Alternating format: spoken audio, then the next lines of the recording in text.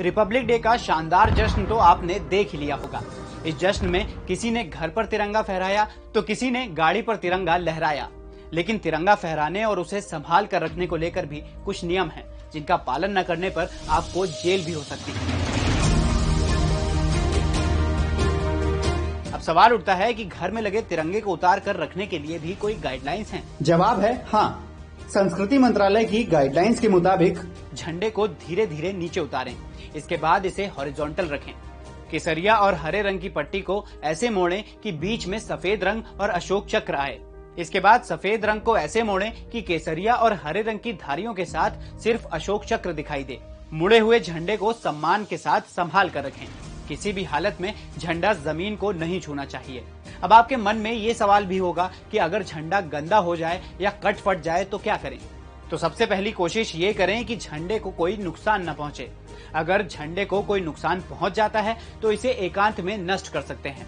झंडे को सम्मान के साथ नष्ट करने के ये दो तरीके हैं। पहला, दफन करना। अगर झंडे को ठीक न किया जा सके तो इसे लकड़ी के एक बॉक्स में सम्मान के साथ रखें और साफ जमीन पर इसे दफन कर दें। इसके बाद उस जगह पर 2 मिनट तक मौन खड़े रहना होगा। दूसरा, जलाना। खराब हो चुके झंडे को जलाने के लिए साफ जगह पर लकड़ी जलाएं। इसके बाद तिरंगे को तह करके सम्मान के साथ आग के बीच में डाल दें। बिना तह किए झंडे को जलाना अपराध है।